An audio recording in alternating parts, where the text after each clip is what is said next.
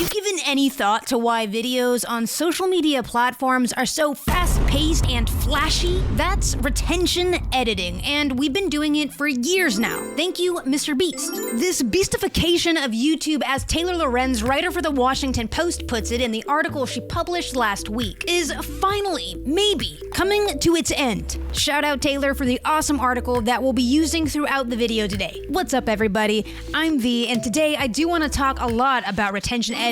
It's a style that has taken over social media in recent years. This style of editing features fast cuts, loud sound effects, flashy lights, and minimal pauses. It's become hugely popular on Instagram, TikTok, YouTube, you name it. And throughout this video, I'm going to be talking a lot about creators, and I hope I'm not mispronouncing anybody's name, but do bear with me. Large creators all over have actually amassed huge followings by leveraging this retention editing technique, which is obviously designed to keep viewers glued to the screen by using flashy effects and bright colors. A professor of social media marketing, Nick Cicero, says, "It's this style of editing that has become dominant in the format across the creator economy." He's calling it the beastification of YouTube. It's referred to as the beastification of YouTube because of the styling technique. The styling technique starts at ideation and ends in post-production, and it contains everything in between. Yeah, that's a lot of stuff, from a hyper-engaging script to fast-paced editing, even down to the clickbaity titles that get you to click on the video in the first place. All of that is the beastification of YouTube, and people think you just hit record and publish.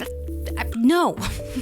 However, there are signs that this style of retention editing is beginning to fade. Even Mr. Beast himself tweeted recently, or posted recently, whatever X is calling it recently, and he pleaded, quote, "Get rid of the ultra-fast-paced overtism era of content," and he referenced his own video material saying slowing down, focusing on the storytelling has actually given him the retention boost he was looking for. That's right, Mr. Beast himself is saying, slow down on the content, focus on the storytelling and the authentic aspect. He has actually found that his videos have experienced more views since he's done this. Now, I'd like to be charitable here and think Mr. Beast is giving us good advice. Slow down, focus on the storytelling, the authenticity of the content you're creating. That is what's gonna get you more views. And he's not alone. There's other creators that are following suit, some overcorrecting to the point of no editing at all. Noah Kettle is the head of some monetization consultant, social media company, so his job is to go in and optimize your content. Even he says this: "There's been a wave of creators who have transitioned to just making an hour-and-a-half videos with just them and a whiteboard. They're outperforming every single video that they've done that was optimized for attention." I can admire that, but at that point, you might as well be broadcasting. I mean, just do it live. I think a lot of people are becoming fatigued with the way that content creation has developed. And if you just think a little bit about how our brains work, yeah, it's tiresome. We're bombarded constantly with new content, shallow content, not helpful or purposeful content. Thank you, culture of monetization. Back to the creator economy, though, let's not deny that this style of editing and the beastification of social media has brought various jobs to many editors. Truly a phenomena of editors being in demand for this style. And if this style goes away, do editors have to pivot and learn new techniques? Always try to wear multiple hats, folks. On the other hand, for the editors who do edit in this beastification style, it's labor-intensive. It takes a long time. Taylor Lorenz, the writer of the article, actually discussed this with freelance editors who do beastification-style editing. Dara Pasheva, a freelance editor who does just that, says this, quote, "Every clip needs to be under 2 seconds with a new graphic or movement every 1.3 to 1.5 seconds, plus sound effects, flashing graphics, and subtitles." But why? Why has the beastification of YouTube taken over social media in the way that it has? Sure, monetization is a factor, but what does it say about the people who genuinely like to consume this content? Those that make the content monetizable.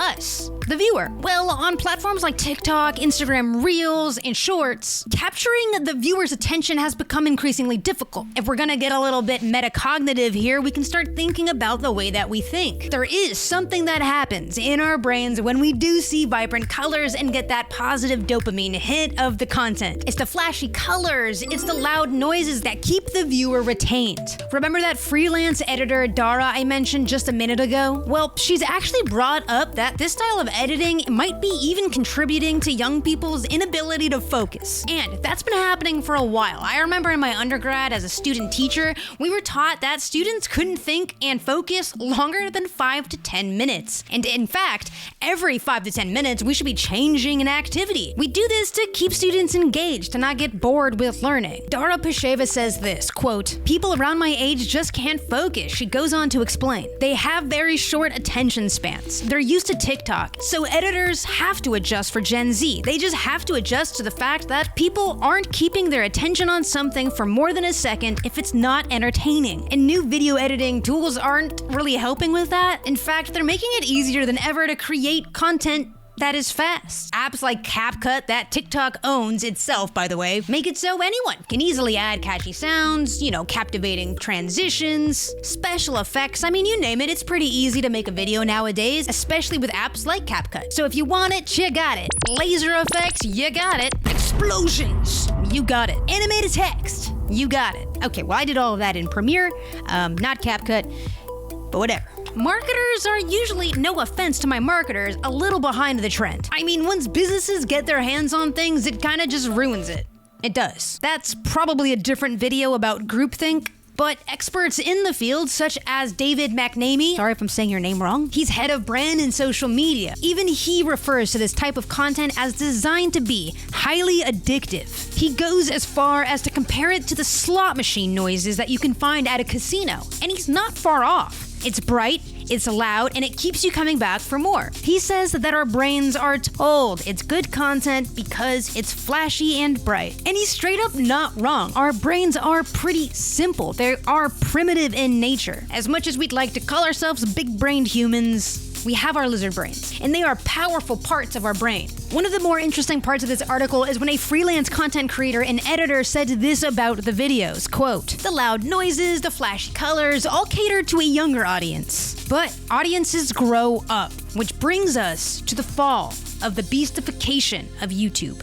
Creators and viewers alike are becoming fatigued. Simply put, it's oversaturated and people are fed up. I mean, new tools like Captions AI, V.io are AI-powered tools that are making this sort of content farming even more popular than ever before. Nowadays, you can just plug in a URL or upload a local file, and within like 10 minutes, an AI has created content for you. Well, something passable as content. And in the article, an expert AI strategist and content creator says this on the matter. It has become a really big trend for creators to be over-editing. With the AI tools that are out there, a lot of creators are going viral because that style is just getting easier to make. And like we discussed before, even the person who created this style, Mr. Beast, is getting over it. He's moving away from the obvious hyper-edited style and into a more storytelling style. And while there's less stimulation in the editing style, it feels more purposeful. And the CGI has also gotten better. Come on. The content has just gotten better. Perhaps it's the editing style, perhaps it's the ideation phase, perhaps it's the whole shebang. While AI has obviously exacerbated the issue of retention-style editing, it's become pretty clear that viewers and creators have begun to get fatigued by it. There was a huge acceleration of adopting the style of editing, but I think that's quickly coming to an end. There will always be that style of content, of course, but I do think a new wave is among us. And that social media professor Nick Cicero from earlier brought up a really interesting point. Social media video editing could be thought of as an art form and could be thought of as an art era. Think of it as things change, so do editing techniques. Nick Cicero, that social media marketing professor, said that the editing style that Mr. Beast did could be thought of as something like an impressionist era. And as someone who's always been fascinated by the postmodern art era, I can't help but think, what comes next? Are we gonna see super creative things like Skippity Toilet, but, infused with AI? Whether it be Vine short form or vlog essays on YouTube or 1-minute shorts on TikTok, vertical form content, it's always changing and it changes so fast. What will be the next dominant style on social media? The future of social media is in flux. What's gonna be monetized next? And will we finally see the rise of authenticity? Please tell me we're gonna see the rise of that. That'd be fun. Share your thoughts in the comment. Is less editing next? I want to know.